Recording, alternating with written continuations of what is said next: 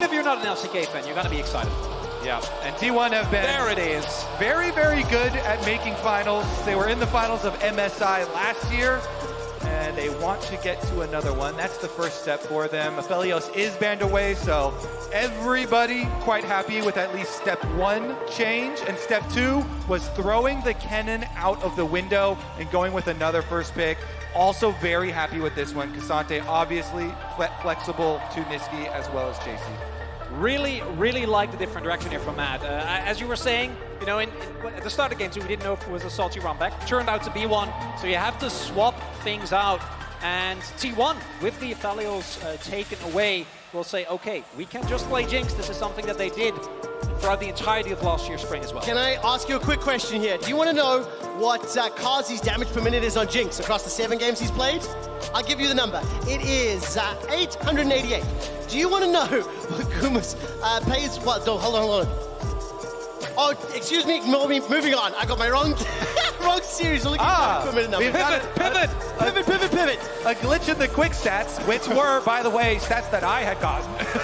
Ezreal is locked in for Carzzy here, though. This is another switch up, and this is a champion that allows Hilly to really play whatever he wants. Ezreal, super versatile for Carzzy here. For Carzzy, it has basically been the Ezreal or the Xayah for super defensive, or the Jinx, which has been taken away already by Guma.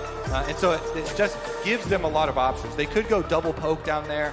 They could go roamer for him to try and, you know, make a difference elsewhere. But when you see the Jinx locked in there for Gumayushi, you know he's looking for those resets, and Faker Ahri will complement it. The pick possibilities here. And listen to London, as soon as that Ahri was locked in, everyone very excited for Faker to be playing on one of those super influential champions.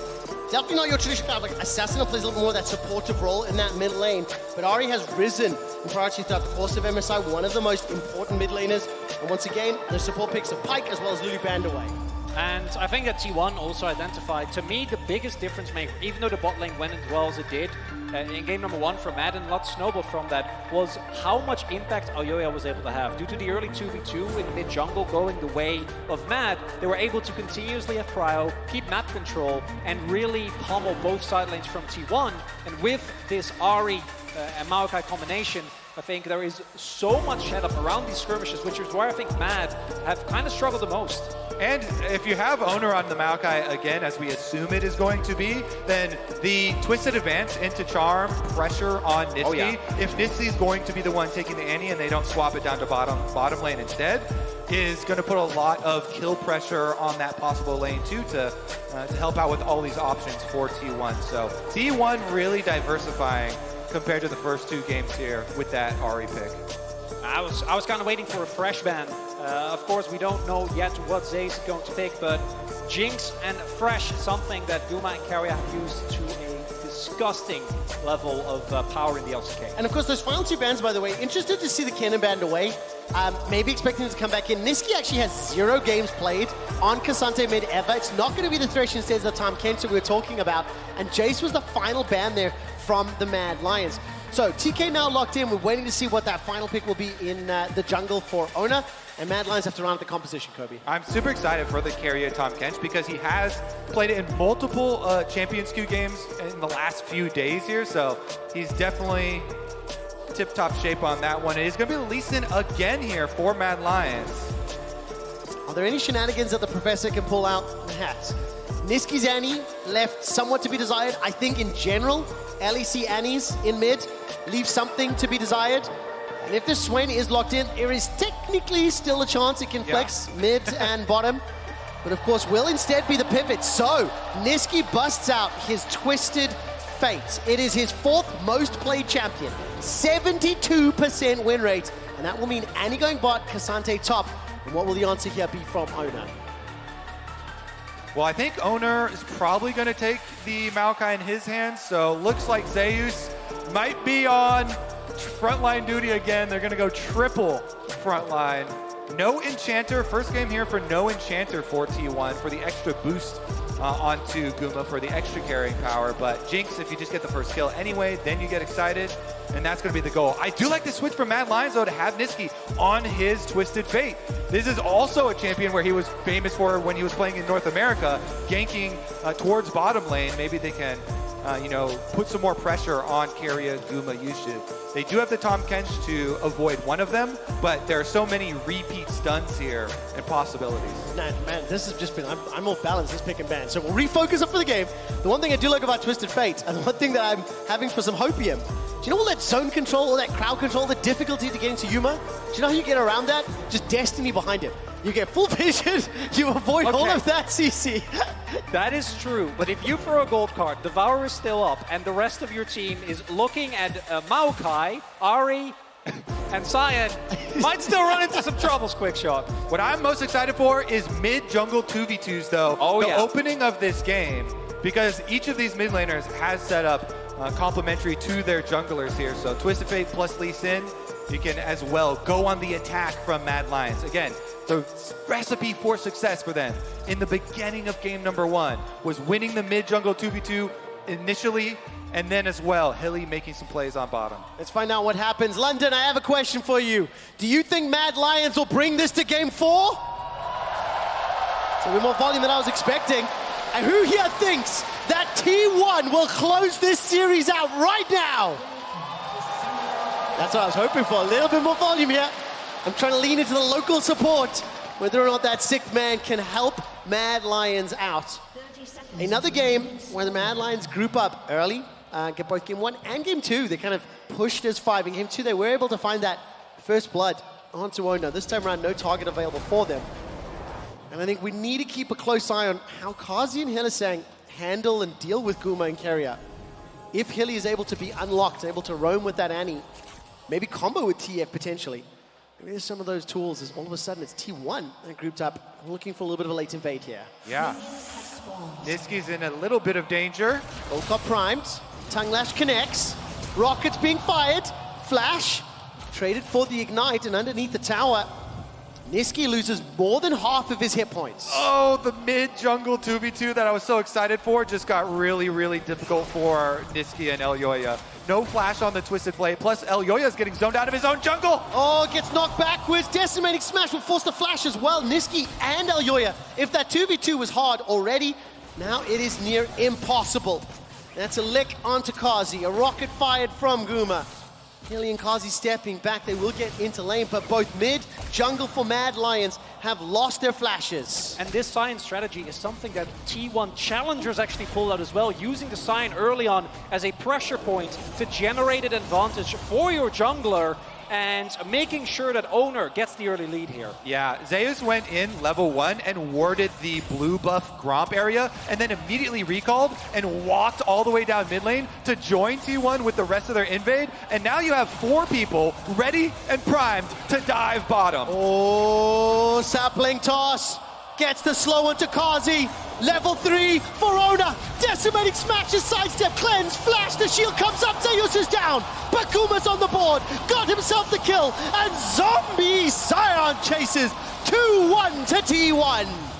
It's literally the same strategy, and it works just as well as it did there. T1 getting a death on a Scion. We all know that that one doesn't matter. Teleports back towards the top lane. And an early kill for Gumayushi again. Yeah, death on Scion, that's good death, actually. Yes. They want that because of the DPS of your zombie. Intentional there. You go in, you start off the dive, you get your bottom lane so incredibly far ahead, it is disgusting. I know even in LEC you saw this as well, BDS doing same thing. And very similar play. The bigger one for me is not only does the kill go to Yuma, he's also got himself a 2-wave lead already. And he comes back to lane with a double longswords into a cull. So it was already a difficult matchup. And now Jinx is accelerated so quickly at the 3.5 minute mark. And Ezreal is one of the champions where if you can get a couple of great Qs in the early game, you can actually put the enemy bot laner behind, right? Get them trapped in a cycle of bad recalls, keep the pressure up, particularly if you're playing double ranged into the melee Kench. But with this play, that's not going to happen. Nisqy has no flash, remember. Faker trying to get him further up in the lane to get Owner some distance there, but not going to be able to tank that wave for too long. Pretty stacked up. It's just so difficult for Mad Lions. The level 1 for T1 was outstanding. It took away the possibilities of the mid-jungle plays from Mad Lions, burning both of their flashes, zoning them out of the jungle, and took over the bottom lane. Like, that's basically all of the early game territory that you want to work with. You don't want to work with the tank matchup on top side. So T1, absolute stuff here, as Owner takes away second spawn of Raptors as well. Obviously, they've got the timer on that one, and he flash twists his advance to avoid the stun from Hilly. Yeah, I really like this play from Hilly. Kazi pretty good, stepping forward from the dive, managing to escape. Had he been knocked up, Flame Chomper's down, that would have been a death. So Kazi, this is something we will see a lot. Not only is he going to play defensively, in the 1v2 with Hylissang roaming, ideally Mad Lions want Annie to combo up with maybe Twisted Fate or one of the other lanes. Owner, as well as T1, have another plan, however. They've engaged, 3v2 for now. Guma's gonna arrive late to the party. Kazi's already running for his life with that arcane shift. He's ticking, he's burning, he's down. It's another 2 kills to T1 under the tower. And they're not done yet. This minion wave is significant. Aoya's trying to clear it out. Owner takes a turret shot, but he's fighting into a gigantic minion wave.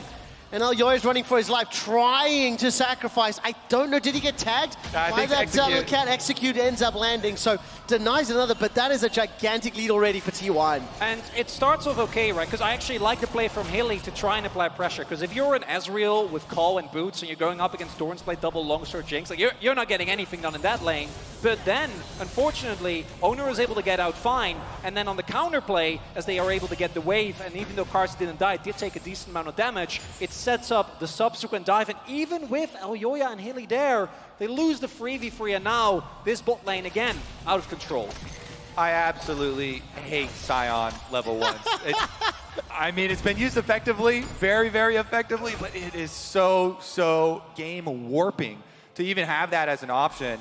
T1 just massively wiping Mad Lions early game, off of the map even. And with the repeat plays too, yes. Really good repeat plays kept up by T1. The revisit from Owner, continuing to play off the side of the map where they have all this pressure. They do, of course, sacrifice Zeus, and might have to sacrifice him again. We're going to find out, but at what cost, right? Because while there's a 2v1 in the top lane, down in the bottom lane, this is turning into a 3v3. Destiny, Gate, Gold Card connects. Kazi's chasing Guma. He's got himself a bounty already. Niski needs a couple more autos. Guma escapes with 100 HP. Kazi's focusing on Carrier. In the top lane, Zeus has managed to trade one back. Down in the bottom lane, though, Kazi and the rest of Mad are running for their lives. Niski's so incredibly low. Focus arriving. Spirit Rush is available. Spirit Rush, Foxfire, Orb, Deception of Mad Lions get dominated.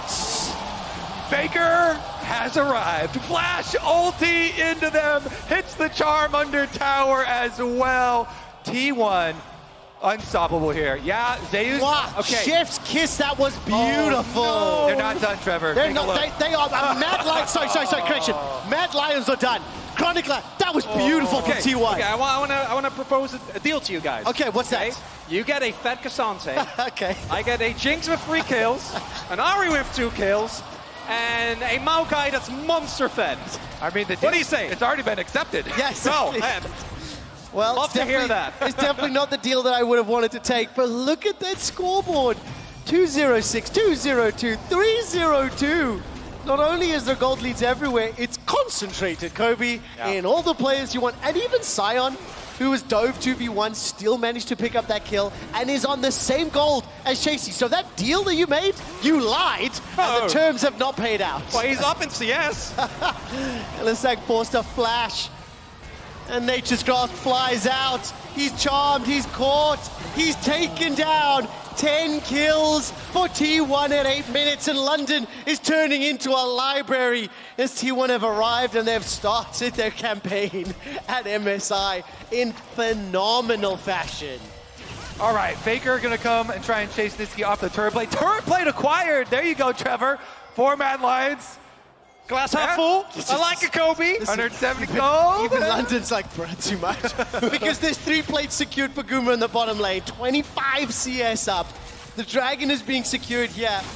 And for Mad Lions, they are in so much threat. Carrier roaming, another charm connects. Niski gets a shield, and it's Guma sniping from downtown. Super mega death rocket, sending Niski back to the fountain.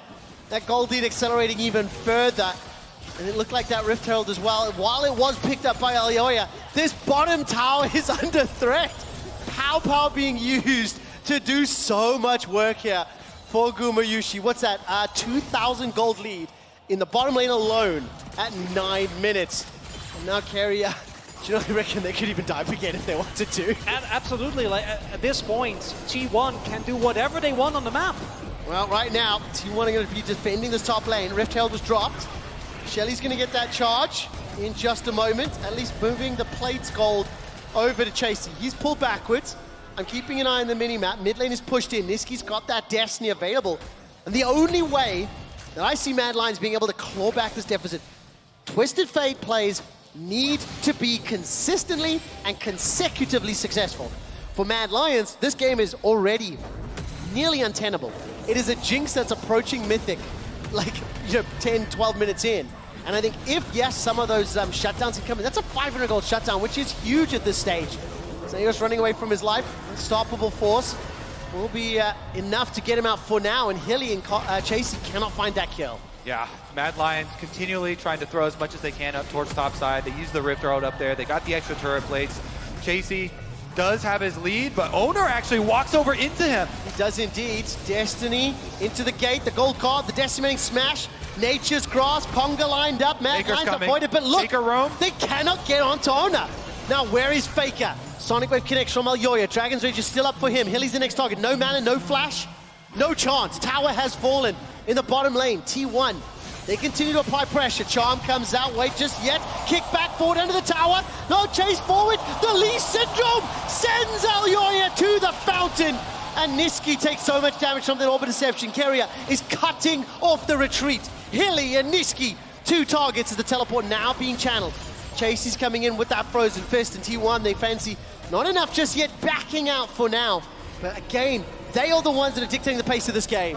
Even when they get the angle onto Faker, kicking him under tower, Owner is there on the Maokai, cues him, interrupts the Lee Sin, sends him back to the fountain, and T1, not only do they get that kill, but they're able to reset here, push out on mid lane as well, with 3 members looking for Chasey, no ultimate on the Cassante. Well, let's see what happens here. Devoured and spat back out, rooted into place, knocked backwards, and that, honestly, it's just beautiful. It's just great to watch. Kraken Slayer, 6 kills, gigantic lead, and Guma is already at like late game jinx status. Yeah, all that the carry has to do there is all Faker. All right, let's find out what happens here.